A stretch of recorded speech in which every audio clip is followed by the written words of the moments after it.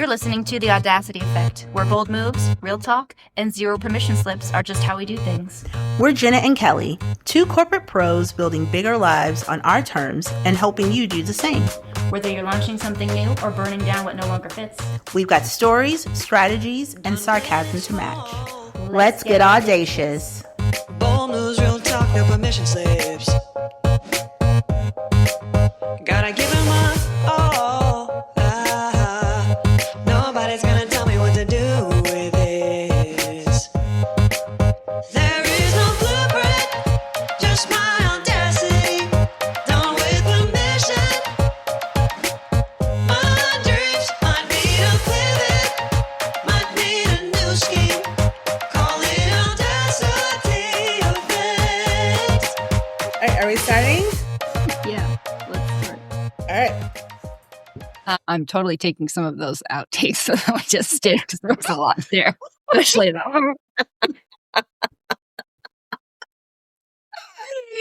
Oh, hello, people. Oh, hey. We're going to talk about something today that goes really good with the crazy laugh. Yes. You know, the one that you do when you're like, ha ha ha ha ha, your eyes. Where people should be afraid. Yeah, that one. Although I have to confess something before we start that. Oh, please. Since you told me that your pet peeve is people opening their mouth when they scratch their eye, I realized that I do that all the time. Do you really? Oh, no. I don't even notice that I'm doing it. And I was trying to think what you said. You're like, no, it doesn't make your eye open wider. I'm like, it must. So I was doing it like with and without. Mhm. I'm like, no, look, it still opens the same. So it's something I'm working on now. Okay, well, I appreciate that so much because, girl, I don't even know why. I've never seen you do it. And you know how I know I've never seen you do it? Because I would have said, Remembered. What are you doing? hey, No, I go, why are you doing that like that? Like, Uh-huh. what? and I would be like, what do you mean? I can't open my eye otherwise. Wait, that's not true because I bug my eyes at people all the time with my mouth like this. So it's not even true. So thank you for bringing that fallacy to my attention. You're welcome. Together. I'm here all week. I am here all week. Oh, man. Oh, okay. Well, along that line of being a professional advice person, today we will talk about something that perhaps we are not. Well, first of all, we're not medical professionals, so this is not medical advice. For real. But yeah. So talk to your own medical people or homeopathic people about things and stuff. Mm-hmm. I think our intent for today is to bring awareness to something that, shockingly, I think a lot of women are not aware of, including myself until recently. Mm-hmm. And so we want to kind of talk about what that could look like. I think it's going to be very individual to each person. Mm-hmm. And then, so it's twofold, how that might show up for you and things that you can do about it. And like, hey, it's biology. It's not you. You're not crazy. And then also for your partners to kind of be aware of some of those things. If you have a female partner, great. Maybe that's easier. Maybe it's harder. Don't know. Oh, no. Don't know. We'll need to ask about that. Okay. Yeah. If you have a male partner and they don't know what's going on, well, maybe here you go. Here you go. Yeah. All right. So, you guys, we are jumping right into perimenopause. And the thing about perimenopause and menopause, so essentially, and we won't say 100%, but like 99% or so, 95%, let's give a random percentage. But most women go through having a period. A lot of women go through having a baby. And these things are celebrated. And then approximately 100% of women go through perimenopause and menopause, and no one talks about it. And it drives me insane that this isn't a conversation and also that it's not celebrated. So I just wanted to get that part out because so often when people talk about menopause and perimenopause, it's with the undercurrent of like, this is a bad thing. Like, this is the worst thing that's going to happen to you. As women, like, we are no longer at our prime. We are the downswing of things, like all of the negative connotations you can think of have really been applied to perimenopausal and menopausal women. So I want to start everything by saying, like, if you are going through this, it is not the worst thing that has happened to you. I absolutely promise. It should be celebrated because you have accomplished a lot and your body has done a lot. And up until this point, it is making some really big changes that are likely uncomfortable, but on the other side, it's really good. And so I needed to start by saying that because it pisses me off when I hear people talk about how awful, oh my God, she's at the end of it, blah, blah, blah. A woman's no longer viable, blah, blah, blah, when they are at the end of this thing. Maybe I'm not viable, but I'm violent. So Oh my gosh, I am violent. And anyway, I would like for you to do your research too, people, because there's so many studies about how when women get to this point and their estrogen level drops, which we will get into it, the estrogen level and progesterone levels and testosterone levels and all of those things change. What ends up happening, long story short, is the rose colored glasses come off because we don't have those hormones there making everything rose colored and comfortable for everyone else. Those go away and you get her. And I I don't know why we're not celebrating that. so what I'm hearing you say is it's time to have some peri parties. Why aren't we having peri parties? I don't know, but it seems like something that we could start. I feel A like we whole should. peri party movement. Yes, we should. Okay. So let's start from the beginning. All right, Jenna, what is perimenopause? Let's just go there. Well, I've recently learned that it's like all the things that happen leading up to menopause, which I was taught to fear a bit. Yeah. Yeah. But no one tells you that, oh, just wait, there's plenty of things that lead up to. It's not like just one day you're like, hello, I am a youthful lady with a bountiful womb, and then poof, My I womb have is bad dry. children, blah, right? Like that's kind of how I imagined it in my head. Like you become the witch in the woods. That's like you have arthritis, and you have hot flashes, and Yeah. that's it. And Yes. you are asked to like, well, when did your mom go through menopause? Like, Mm-hmm. I don't know. I'm not sure. Mm-hmm. There's a whole phase before that, and what I think I've started to learn is there's a lot of tools and things that help you manage the transition to the menopause age. And then I think if you handle those things and set yourself up correctly, menopause itself also doesn't have to be this terrible monster where you just randomly sweat through your clothes all the time and you don't sleep for 3 years and you have a really dry vagina. Yeah, doesn't have to be that. So the definition we have is perimenopause is your reproductive hormones changing, sometimes dramatically, and it can hit your sleep, your mood, your libido, like your energy, weight distribution, periods, skin, joints, even how your brain files words. And the kicker is a lot of women are told it's stress or aging or lack of discipline. Did you know there are over 200 symptoms of perimenopause? Over 200, 100? including ear itching. What? Well, I get itchy ears, but it's because I have wax in them. No, I have a friend that her ears just itch constantly. Like that's an actual Council. thing. Dry eyes. Yeah. It's one of the things. Dry eyes. Yeah. It's the most bizarre feeling. And again, I will say this, and we really are gonna get back into it. And I am on a soapbox. Yes, I am, because I feel very strongly I about like you here. I feel very strongly about the subject that again there is hardly any research on perimenopause and menopause, and 100% of women go through it, and there are millions upon millions upon millions of dollars on ED disorders, and about 20% of men have that issue. I believe that's the stat that I read. So it is infuriating. It is infuriating because what I have learned, I wish that I would have been able to impart this on my mom Yeah. right? Because I watched my mom struggle Yes. going through this, and no one was sympathetic to it because no one fucking knew. New.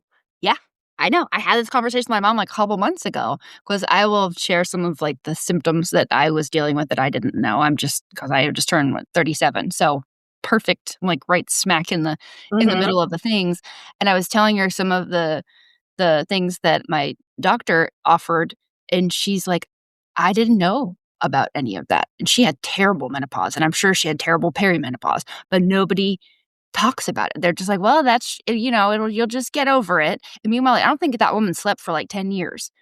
I don't think Girl, she slept it's through the so night. bad. It is so bad. So, perimenopause is a transition before menopause for those of you that are listening and are not really sure. And menopause is defined retrospectively after 12 months with no period. And so the years leading up to the 12 months with no period is the messy middle. And fun fact, you can go 10 and a half months, have a period, and then it has to start all over again. You wait for, yeah, that's a fun fact. Love that. Mhm. Or Mhm. you take continuous birth control, you don't get your period on a regular basis, so then you're And then you really don't just even like, know. "Huh?" Oh, it's great. It's fun times over here. But Yeah. it's not just, like, the 12 months leading up to your period stopping, right? I mean, it's No, it's like years. years and years up until you get to that point where it's like, "Oh, now you can go and collect $200. Welcome, you're in Mm, menopausopoly." But yeah. before that, you're, like, in Chutes and Ladders. Yeah. I think so. This is not, you guys. These are not the statistics. Do not quote me on this, but there is definitely a disparaging number, and the way that, and it's just the three that were mentioned. I watched the M Factor, this documentary on PBS about menopause, and Caucasian women experience perimenopause. I believe they say 3 to 5 years or something like that. And then Hispanic women, Asian women experience perimenopause like 5 to 6 years. And then Oh, more. African American women experience perimenopause for 10 years Huh. going Why through the the, what the drives the disparity, difference? environmental factors and cultural differences. Interesting. And also, and we'll do a whole nother episode on how Black women are treated in the healthcare industry and how that is vastly different from how Caucasian women are treated in the healthcare And industry. Caucasian women are treated pretty terribly, so I cannot imagine. It's really awful. And so, like, all of those things lead into that as well, and socioeconomic things and all kinds of stuff. So, Yeah. Huh. Interesting. mhm, mhm, mhm. Okay, Well, ugh. I know. So okay, so I think a lot of this is driven by hormone changes, Mhm, right? As mhm, my research has shown. So it's when your estrogen starts to decline, but again, I think in our notes we have estrogen volatility first, which mhm. makes sense and I think can create a lot of the different symptoms that you've never experienced before. And how Yep. would you know, right? It's just you just start from, like you said, itchy ears.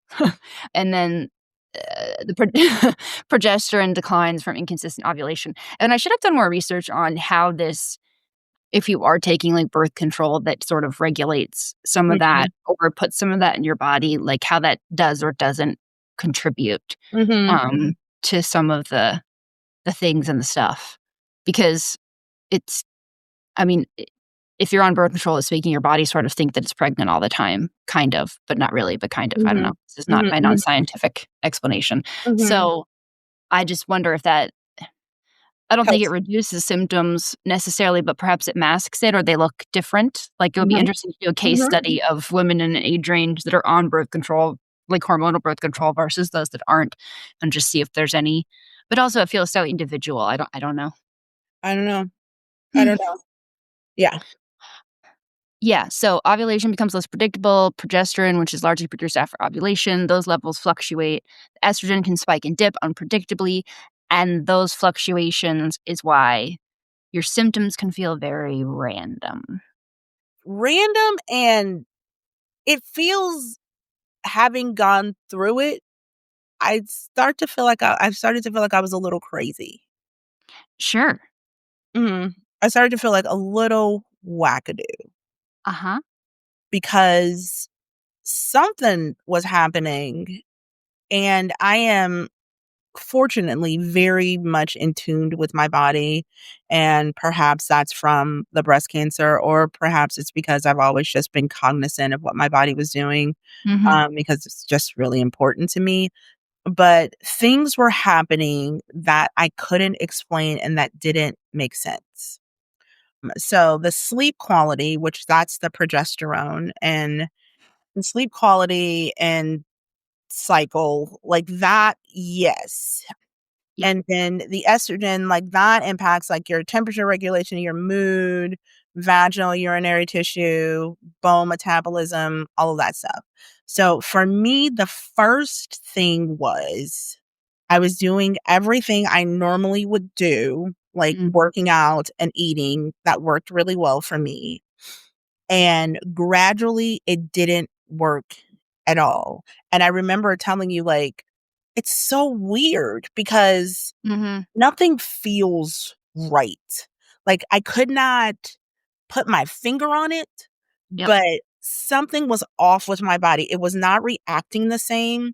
I was having protein, and I would do like a fasting workout, which is what I'd always done, a fasting workout, and it worked really well for me. And then I'd eat, and and I'd have great workouts and everything would be great. And all of Yep. a sudden, it felt terrible. I felt terrible, and I was exhausted. That's how it felt. Fun. It was random, literally one day. I was like, "What is this? What is this happening to me?" So, yeah, Uh, that's how it looked for me. That was the beginning of it. Well, how did it start for you? Like, what did you notice? Again, I'm a very routine person. I do everything pretty much the same, and I started waking up at, like, 2 or 3 in the morning or just, like, not I could fall asleep easy, but I just woke up, and then I'd be awake, and this is very out of character for me. Mhm, Girl, like, falls asleep on the floor. So and I started to like, last year, I'd stopped drinking red wine because it was giving me heartburn, and it was making waking me up. So I just sort of I I associated some of the changes to, okay, I'm getting older and my body just can't process, wine or substances or things like it used to be able to, which maybe that's part of it, but I think some of it is because of like the hormonal changes going on. mhm, The other thing is I've never been like a small person. I've always been thicker, but I usually have had a fairly flat stomach. And all of a sudden I started getting, which is still kind of working on that now, but like this weird roll of fat right around my middle. mhm, And what mhm, is that? What are mhm, what are you doing here? mhm, That's mhm. strange. And then I've always like, and some of these are hard to notice, right? Because Yeah. I've always been obsessed with, fitness and working out and making sure I'm watching what I'm eating. And so again, I assume, well, you just need to not drink as much, or like it's just, your body can't handle that anymore. Or, well, you're just eating too much and you're not being as disciplined and you probably aren't running as much as you need to. And so that's why you have fat Mhm, around your stomach. mhm, And then the other big one, which is just putting it out there, like I am super attracted to my husband. I think he's really hot. I just didn't have any interest in having sex. mhm. And I talked to my doctor about it, and the first doctor I saw was just kinda like, "Well, when women are stressed, that's, like, the first thing you do." Ugh. And that was probably the biggest thing that I didn't even tie to any of this because I was beating myself up. I'm like, "I'm gonna ruin my relationship if I can't figure this part out," 'cause that has Mhm, nothing to do with him. All of mhm, that is great, but mhm. I'm like, "There's Missing. something wrong with me." Mhm, mhm, mhm. Yeah, That yeah. was yeah, those were the biggest ones for me. A lot of people notice, like, differences in their periods, Mhm. and I am one of the outliers, I feel. Like, I there was nothing different about my periods, and as a matter of fact, I continued having periods regularly, and then they stopped. There was nothing in between. Like, there was not like a ramp up or a ramp down, like, there was nothing in between. It was like 1 month I had a period, and the next month I was like, "Huh, That's kind no of polite. period." And then the next month I was like, "No period. Huh, this is so weird." Like, there was never a ramp up or down for me. I also was one of the outliers where I never had PMS or cramps or anything like that. Like, I never had any of those things. And Oh, so I would be fine one day, and then I look at my calendar, I'm like, "Oh, tomorrow's the 28th day, and so I guess my period's gonna start," and it would start. Like, I don't know why I was like that. I don't. wow. That's I good. know. It was nice. It was very nice until this started, and then I was like, "What is this feeling?" I feel like a curmudgeon, you know? Yeah, well, I've always kind of been one of those, so that wasn't new for me. But uh, yeah, I definitely. Well, that's one of the reasons I've always stayed on birth control because I'm terrified of the crazy PMS Mhm. symptoms, and Mhm. I have that tendency towards anxiety and stuff, anyways. Mhm. So again, I think when you have some of those things that you've struggled with, it doesn't necessarily jump out at you right away that like, Mhm. "Oh, no, there's something changing in my body, maybe I need to investigate." You just assume that you are doing something wrong or you are not being enough or you are not being disciplined or you are not or you're doing something that you shouldn't or you're not doing something that you should. Mhm. Um, uh, that's how I felt anyway because Yeah. what else is this? Like, I'm not old enough to be in menopause, so that's not a thing. So it's just what? The other but what did ramp up for me, and so it wasn't the indicator that my body was doing something weird wasn't like a sign like maybe I'm in perimenopause. That wasn't it. The sign came for me was the sleep. Mhm. And I really had gotten to a point where I prioritized my sleep. I understood the importance of sleep, and I was a 7 to 9 hour sleep person, and that worked for me, and my body knew, like, I could fall asleep, no problem, but it was the night sweats Ugh. and then the hot flashes, and so the night sweats I would get, like, incredibly hot, and then I'd throw the covers off, and then I get incredibly cold, and I'd put them back on, and then it was off and I would do that, like, 6 or 7 times a night, and I would wake up every single time, and then the hot flashes, I mean, they came out of nowhere, and that was when I was like, I'm tired, so there, but also, like, I feel crazy, like, why? Because, Satan is chasing me around with like, a I was like flamethrower. and then I would feel like a tingling up yes, I feel a tingling up my neck, like, it would start, like, with tingling, so that's how I knew it was coming, and I would panic, and I'd be like, "Oh shit, it's Mhm. about to come, it's about to come, it's about to come, it's about" because it feels so bad when it happens, and it is like everything like, I'm on fire, like, I'm burning from the inside out, and then it dissipates. Mm. Leaving you with nice sweaty clothes. Oh my gosh, and it was and it was embarrassing. It was really embarrassing. I remember just being so embarrassed because I would get so sweaty, and so I would work, and almost all the work I do, a lot of it is online, is on camera, but at that point, I was going to places speaking, as well, and so right? And so And then you get anxiety from w that. oh my and I have no problems public speaking, like, none whatsoever, Mhm. and so for me to, like, break out in a sweat, it was it it felt humiliating because it's not normalized, we don't talk about it, Right. and so and I was mostly in a room full of women, like, it would totally be like, "Girl, I mean, I could have said, I guess, like, ooh, I'm having a hot flash,' but it's not looked upon as normal, and it damn sure isn't celebrated, No. you know? You No. are shamed into it, and then mood changes, I don't know that I had, like, severe mood changes, but I think this is where the "I don't give a fuck" comes into play. Which is a Um, good thing. yes, so it wasn't necessarily a mood change, it was a tolerant change for me. Like, my tolerance for bullshit was at an all-time low. Like, Mhm. it just got a little bit lower. So it was that for me, less niceties. Like, I was throwing niceties out the window. Like, Yep. I didn't give a shit. Mm. So, I don't know if that was, like, the mood change, but my give a fuck meter, like, that definitely changed. Yeah, that's been the meter. I don't know if it's going down or I guess down. Mhm. Yeah. Mhm. Yeah, giving less. I have on our list is, like, brain fog and word finding issues, which is funny because I remember everything. Like, I'm not gonna say I have a photographic memory, but the way I remember things is, like, like, I can see it in my head. Mhm. Um, and I've been doing things lately, like, I don't know where I put my keys. I don't know where I, like, put things in the pantry that are supposed to go in the fridge, and that's not me. Like, Yeah. usually, Josh is like, "I can't find it." I'm like, "Here it is." And now I'm just, like, wandering around the house. He's like, "What are you doing?" I'm like, "I can't find such Yeah. and such." Yeah. That's just not normal Yeah. me. But again, I'm like, "Oh, I'm just overtired or I'm too stressed or it's from this," which again, those things are probably contributing.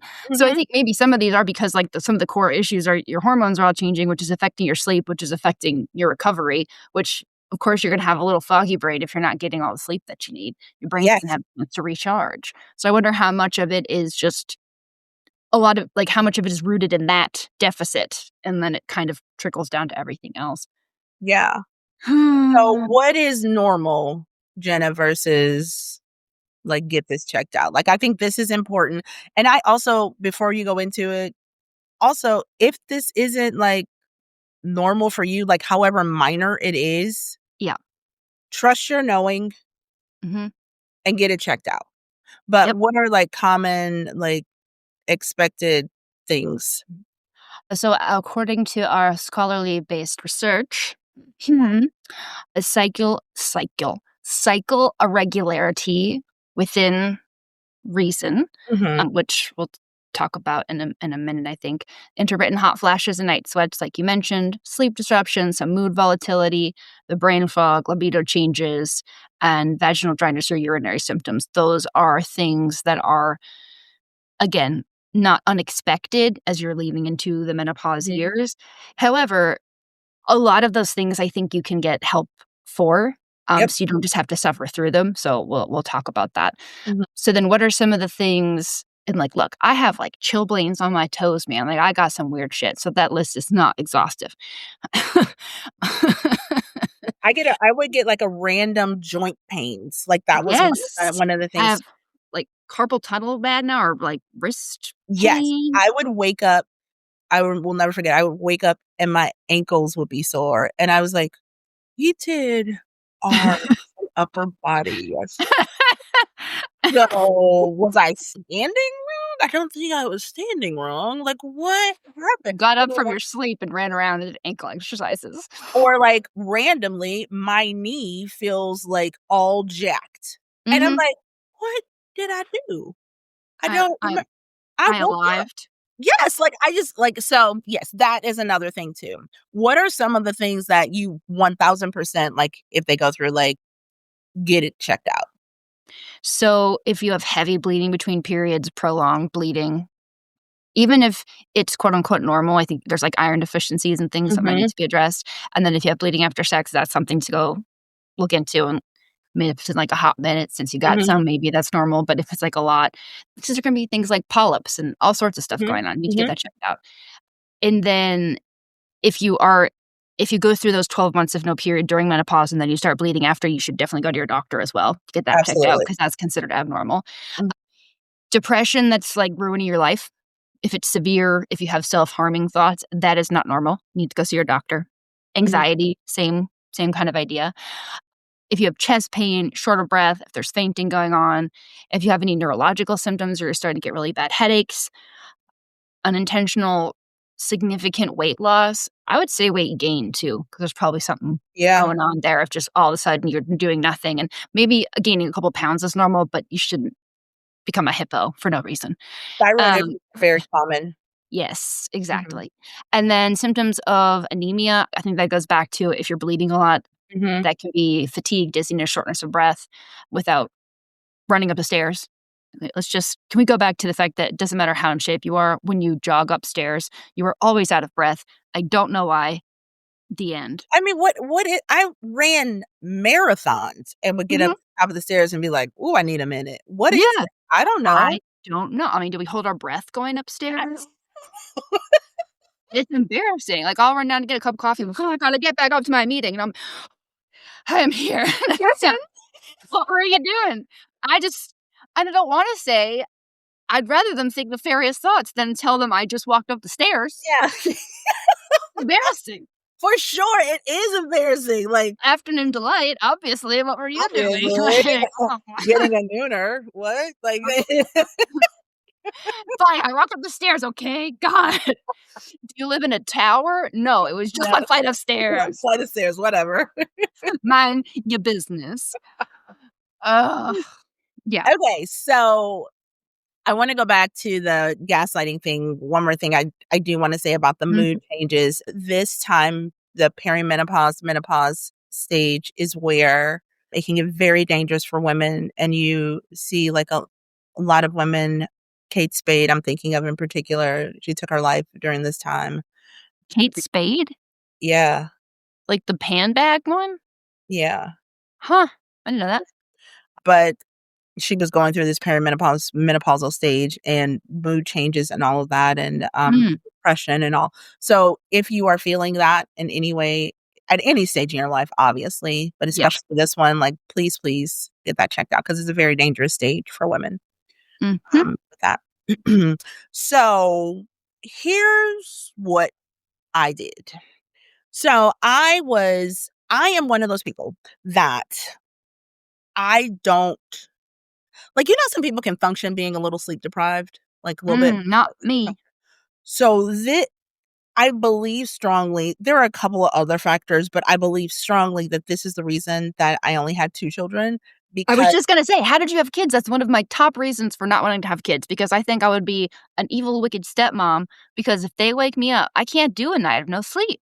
so the sleep deprivation, it was like hostage breaking. That's I would have handed over my mother to get 4 hours of uninterrupted. Like, I was, like, not good. So and I thank God, like, after 8 weeks, like, the girls slept through the night, both of them, exact same time, 8 weeks, slept through the night, thank God, and you just make it through, but I am not one of those people that have been okay, like, ever in my life, like, staying up, like, people, like, pull all-nighters. What? No, Nighttime I is for don't. sleeping.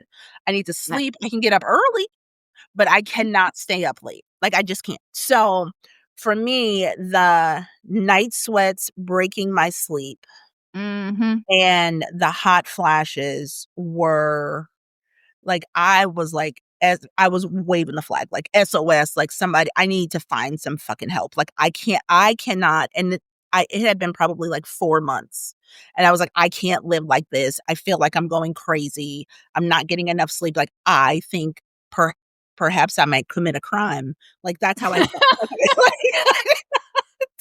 I was not my best self. I knew it, and I was at What crimes? uh, I mean, like, murder was definitely top Oh, of the list. Like, it was. okay. Yeah. Mhm. And so I remember talking to one of my friends, Echo, and she was saying there is a we have a mutual friend that is a doctor, and he specializes he had recently started specializing in hormone replacement therapy. And she had started doing the hormone replacement therapy with estrogen, it's estradiol, progesterone, and testosterone, and Mhm. she had started 2 months prior, and she was like, "I feel like a better person." She was like, "I can't." She was like, "I feel like a completely different person, like, I can't stress how much better I feel." And so, I called him the next day, got in. And here's another thing I wanna say to you all. If you are not in this menopausal stage, if you're, like, before it, get your hormones checked now get a baseline. baseline for where Mhm. your hormones are.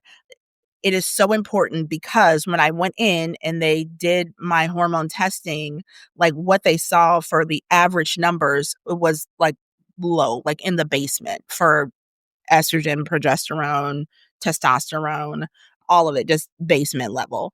But they didn't know what level I needed to be at to feel normal because some people function perfectly fine in the basement and Mhm. others do not. And Yep. so there was a little bit of kind of figuring out what I needed and the levels of medicine I needed in order to get me to a place where I felt good. But I will say that hormone replacement therapy changed my life. Within 3 days, I was sleeping through the night. Within 2 weeks, my hot flashes, night sweats completely gone. My joint aches stopped.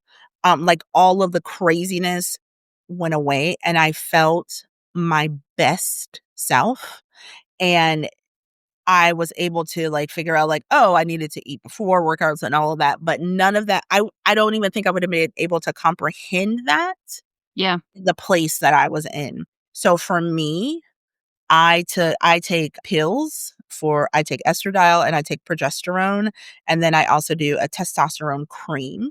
Uh-huh. And I don't do the cream every day because that's not what my body likes. My body likes the cream once or twice a week, and that Uh-huh. works really well to keep me right where I need to be, but you have to figure that out.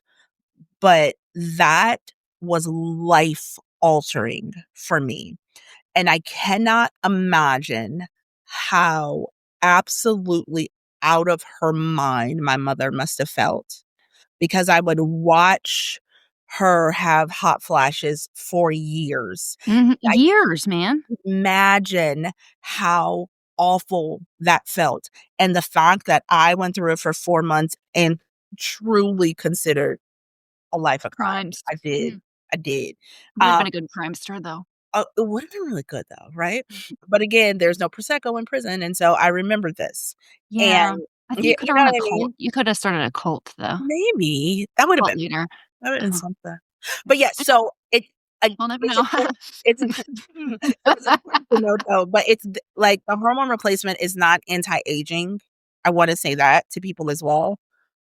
But I feel like a younger version of myself. I I feel so good.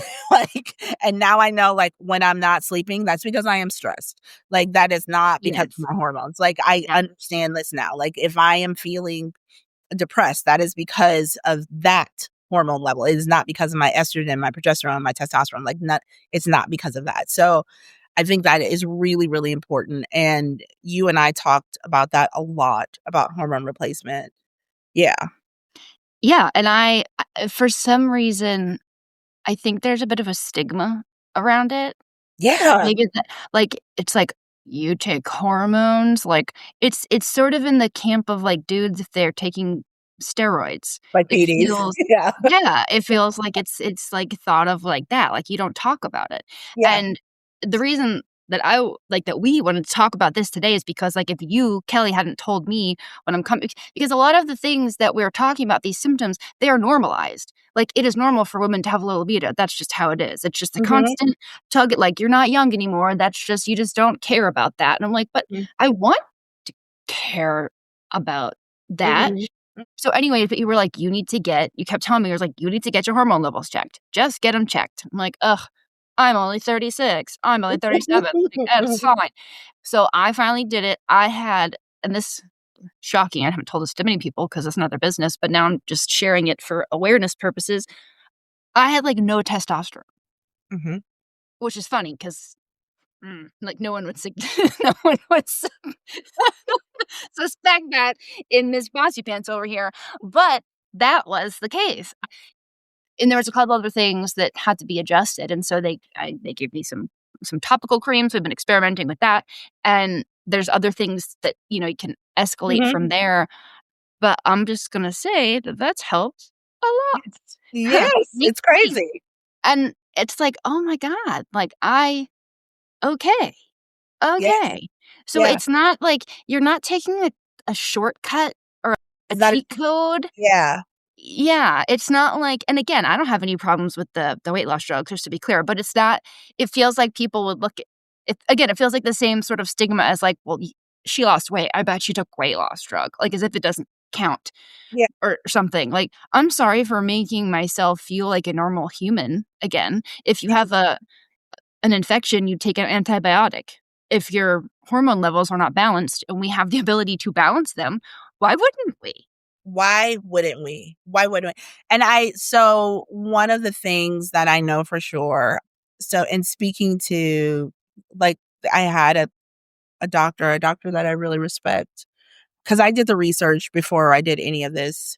Yeah, Um, and I believe the book is called The Estrogen Effect. I'll look it up and make sure that's the right it name. sounds like a book. Yeah, but it goes into all of this as well. Mhm. But I had a doctor say to me, a medical professional say to me, like, "You can't do hormone replacement therapy because you've had breast cancer." And my breast cancer was not affected by my hormones at all. Like, that's not the Mhm. kind of cancer I Yeah, had. So please yeah. talk to a medical professional. But the stigma behind it, and the reason why people are not talking about it, is they say, like, well, the myth was if you have estrogen, extra estrogen, you are higher risk of breast cancer. Huh. And the doctor that did that study later recanted his study and said that it was wrong, right? But Oh, nobody got the part that it was wrong. no, But it's here's just the thought, and this is what my hormone replacement doctor said to me. If that were the case, there would be more 20 and 25-year-old women contracting breast cancer than mm, 40 to 50-year-old women. that makes sense. And I was like, "That makes a ton of sense." Like, that's it. And so you always, please, you have to do what's best for your body. And I was told when I started the hot flashes, I did go to my gynecologist, and they gave me medicine that would help me sleep, but it's also been known to help mitigate some of the hot flashes, like some of the effects Okay. of that, which it did, and that is called trazodone. Uh-huh. It did help. It Yeah. did help me sleep, but it did not take it away, and so then a lot of times I would wake up groggy and Yes, I having was just been gonna sweating, say that and so I that I can't take any sleep aids, like, if there's, what is it? Well, NyQuil, but then there's ZzzQuil. If Sequel. first of all, it didn't help me sleep, and then I just woke up and I felt like I had a hangover. Yes, so, like, so there was that. So I did try that first. I did talk to my gynecologist and try that and see if that would work, and it just really didn't do what I needed it to do to feel like a normal person, Sure. and so I went this other route, and I cannot tell you how thankful I am for it. I cannot stress, like, how thankful I am for hormone replacement therapy. It Mhm. really it adjusted everything for me. But there are some other options for those that don't want to do that, the non-hormonal options, and this this is not box breathing, and not that That's anything is great. wrong with box breathing, but I did say, yeah, but that's not gonna help your estrogen levels, yeah. man. Yeah. You wanna get into this one? Yeah, I don't even wanna get into it too much, but just, Yeah. like, because I There don't are know other enough things. about it. There's things that you can talk to your doctor about to help with Yes. mood regulation and things like Kelly was saying, right? Maybe it's not trazodone, but there's lots of different things if you don't feel like hormones are right, or maybe you get your hormones checked and they're fine. They're at fine levels, so you have something else going on. Yeah. So, the other one I wanted to touch on, though, is training changes, like Yeah. Yeah. workouts, and maybe some of you work out, maybe some of you don't, but one of the things that I started to notice is I feel like my body was beat up. Like, I always like to train a lot, and I like to do CrossFit and, like, go hard all the Mhm. time, and then I started hurting myself more, and I felt like my body was puffy, and so, long story long, less has become more, and I started doing more strength training and, like, less cardio, and I'm going to misquote some of this, but there's a few scientists, researchers, clinicians, whatever they are, that have started to do more research, and in fact, I don't remember if it's in perimenopause or menopause, but, like, even the percent of the weight that you're using, it changes. Like, I believe if you're in perimenopause or menopause, like, using, like, 80% of your 1 rep max and doing more reps of that is better for you than try to, like, max out and go super heavy all the time, Yep. for instance. Yep. It sure Um is. So less is more. And it doesn't mean that you have to compromise like the aesthetic that you want to see in your body. But what's worked for you up until this point is unlikely to work for you going forward. So just be open to changing how, like what you always done is maybe not what you need to do going forward. And so Yeah. when I noticed I worked out less and did more of like a, not bodybuilding, but like just like lifting and like less like crazy intense like metcons all the time, Mhm. my body was less puffy and I felt better. I actually had Yeah. energy to go about the rest of my day. So that was a huge one for me anyway. Yeah, that was huge for me too, because in CrossFit, where I was going, it started taking me longer to recover Yep. from my CrossFit workouts. And so the two big changes I made, and again, you watched this with me, like I Mhm. stopped doing CrossFit and just started lifting. I was like, I don't know, Jenna, this just feels better. Like I'm watching y'all do all the CrossFitty things and I love you and I'm going to stay right here and keep lifting. And my body changed and behaved like I thought my body should. And I also started having protein before my workouts, just a little something. And it helped me, like, I felt stronger. I was not as tired, whereas literally my entire life, I've fasted, done fasting workouts first thing in the morning, Yep. and my body does not like that anymore. So those were, like, the big changes for me. No, like, less cardio. I mean, some cardio, because yes, your heart, sure, but Yeah. less cardio, a lot of lifting, strength training. I rarely ever max out, and I have a little protein beforehand, and that has made all the difference for me. So, like, definitely take a look at that and see what makes your body happy. Yeah. Just be open to Mhm. doing something new. And if it feels weird and off, like I'm like, there's no way that doing less, it can be more. It's like a theme in my entire life. But Yeah. it Yes. was. So Yes. so let's wrap up with I think we talked about this a little bit in the beginning, but there's 4 key myths I think that we are told and Oh, we're yeah. so we write off these things as not not shifts in our body that we could use support to get through, but just things Mhm. that are our fault. And the first one is that women just aren't into sex. Look, there's a lot of different reasons why you may not have a libido. Your That partner is may just suck. You may be your partner exhausted. may not be it. Correct. Like, so it's not just because your hormone levels are off, but if everything else is pretty good in your relationship and you just feel like, "Oh, I don't know what's wrong with me," just go get that checked because it's not normal to have 0. I'm not saying you wanna have to, like, jump each other's bones every 5 seconds, but I don't even wanna say it's not normal, but it's not just something to write off. Like, there's Yes. things to go check out to see what's going on with you, Yep. and maybe you need to go to therapy and work through some trauma. There's, like, a whole lot of stuff, but Yeah. don't just, like, give up that part of your life because it's just as awesome for women as it is for men, and I think if a man didn't have any libido, Oh, that would hello. be like, Hello. Viagra, all the studies in the world, billions of dollars. Let's just give you some money and fix that. Right, so it's just because we're not horn dogs doesn't like men are and gross doesn't mean that we don't have that drive and shouldn't have that part of our life be just as pleasurable, and, like, that's this new little soapbox that I've gone on because I've lived most of my life thinking that, well, that's just how it is for women, and you just have to s I don't know, that's just Yeah. how it is, something to deal with and feel bad about, and it's not. Turns Turns out, out. girl, it is not. It is not. Hooray. Woo! Someone in my Another household is excited about that as well. another one is you're lazy.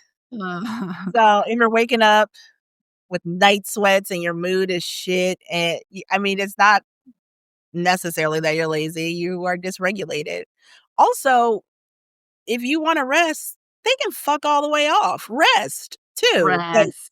come Rest on, is man. But allowed. yeah, this you're lazy bit, at this point in your life, yeah, that's not necessarily the case at all, like, not even remotely close, and I doubt, you, Odd Squad, are lazy, No, I don't so think any of you are lazy. no. Unless you, like, pick a lazy Sunday, and that's totally allowed. Yeah, I love Encouraged, those. in Love fact. those. Yeah. The 3rd of the 4 we want to highlight, just eat less. That Actually, undereating can worsen all of your symptoms. Yes. worsen sleep, your cravings, your stress response, your midsection fat, whatever it is, that can make it worse. Yep. So it's make sure all of your levels and your things are regulated, and you might need to change up how you eat, right? Maybe you need more protein and less carbs than you needed before. Maybe you need higher fats.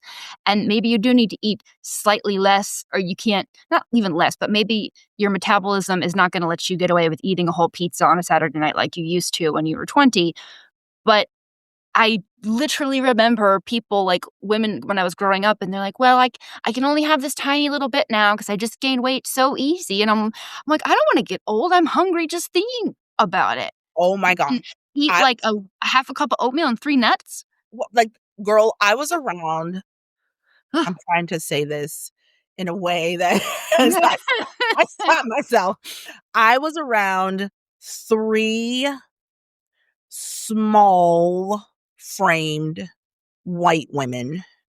We're all around the same age, and they were discussing, like, how little they eat and how this is just their life, and I'm looking at them, uh, that is not the answer. That is not the answer. Stop starving yourselves. You know Like, what's going to make me commit crimes? Being hangry yeah. all the time. You Mhm. cannot be happy if you are just hungry. No, you can't. You cannot. You cannot. And the final one is, like, it's just stress. So stress matters, yes. Perimenopause is also defined with a biological transition with known symptoms and patterns and evidence-based treatment. So make sure that even the stress and the overwhelm is heightened during this time. Mhm. So don't think twice about talking to someone and getting help for that. Like, don't even think twice about it. It is, like I said, I felt crazy. I felt like out of my mind. And my stress level was heightened because for me, I was not sleeping at all. But talk to somebody. And if it doesn't feel right, talk to somebody else. Yes, I've been using Ways to Well. Kelly's practitioner is great if you're in this area. Ways to Well does telehealth things online, but they just start with having you do a total blood panel. They Mhm, helped figure out mhm. my stomach issues. It's great. So Yeah. Yeah, I go just to asking Doctor questions. yeah, and if you yeah, I go to Doctor Steve Gershon in this Yep, area, and yep. Steve is amazing, is brilliant, and I can't say enough good things about him. So, if you are talking to someone, again, I talked to my gynecologist, and they Yep. gave me trazodone and wished me well, and while Uh-huh. that will be helpful for some people, I'm sure, it just was not it for me, and I did not stop there. I did not accept that. That Yep. was not enough for me. Yep. So, Yeah, just my doctor told me that. It's just maybe you're just stressed. I'm like, well, yeah, but I've Mhm. always been stressed. I woke up, I was born this way. Like, oh, I came out the womb like, ugh. Anyway, so we'll wrap up here, but we wanted to let you on squad feel seen if you have not felt that way already. Kelly Yeah. did that for me, someone else did that for Kelly, and it's just super important. So we wanted to kind of spread that. So you are not failing. Your body might be changing. That's okay. And you Mhm. deserve a practitioner, a doctor, a whatever care from someone or some group that treats you like a human that's deserving of having sleep and not sweating and having a libido and Yeah. more than 3 almonds for breakfast. Jesus. You are not a problem to shrink. You are not just, "Oh, it's fine, just you're just not tough enough." Like, no, no, Yeah. no. And I will say one little thing, and just a side note, like, before we say goodbye, so when you get to this menopausal point in your life, just this little side note, little thing we're not celebrating, you don't have a period, and if you've done your hormone replacement, you have a libido, and so that's just something to celebrate in itself. So I just Yeah, but also I've heard stories of people that think their period's done and then they get knocked up on accident, so, like, also check be yourself careful. Sure, sure, sure, be before careful. you Make sure that's get a well, miracle baby in your 40s, unless you uh, want one, then go for it. yeah. It's true, true, true, true, true. So, we got some homework for you guys if you are struggling. Or if you don't know Um, that you're struggling, maybe you're unsure. You're like, "I or still am maybe not you're sure sure. if I'm Yeah. having symptoms or if I just need to go on a 3-week vacation." It could be either. It could be either. So write down your top 3 symptoms, how often they're happening, and what they're costing you. Like your sleep, your relationships, workouts, work performance, joy. Right. And take that to a clinician who actually knows menopause care. We don't have to do this quietly. We should not be doing it quietly because everyone goes through it. Like Everyone. everyone. And so truly, like, talk to people. I really just think this is a conversation we should be having more freely and openly all the time. So Mhm. start talking to your friends. They're going through the same things too. Yeah. Promise. Yeah. And if your partner is maybe going through this, be careful. Don't approach them if they are having a bad day and say, maybe you have perimenopause symptoms. Maybe don't Right. do that. But Maybe you write them a little note. You write them a little note. yeah, like, hey, I've noticed that you seem like you're like something's off with you. Like, I don't Mhm. think you're feeling because it can be validating for someone externally to notice like something is different, right? Because Mhm. it's easy to Mhm. get in our own heads and think, well, I'm just stressed. This is just me. I just need to suck it up and be better. Yeah. But being someone else's partner who maybe is going through this, you probably have noticed if there are changes. Like they always remember where everything is and they can now never find the keys. And just, Mhm. things approach it gently. I like the note. I like the note.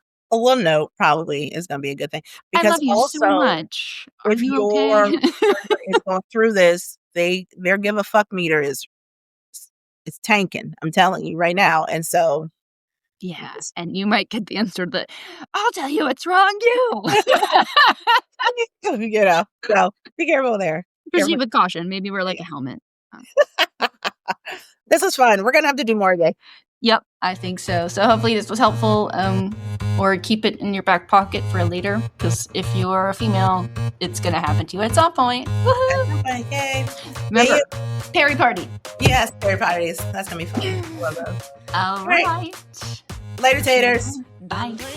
It would be audacious of you to do a few quick things for you and for us. First, hit that follow or subscribe button so you never miss an episode. Then, share this with someone who needs a little more audacity in their life. And if you're feeling generous, leave us a review and a 5-star rating. It helps way more than you think. Want more? Head to theaudacityeffect.com for episodes, our favorite things, and merch. And don't be a stranger, come hang out on IG at @the_audacity_effect. That's a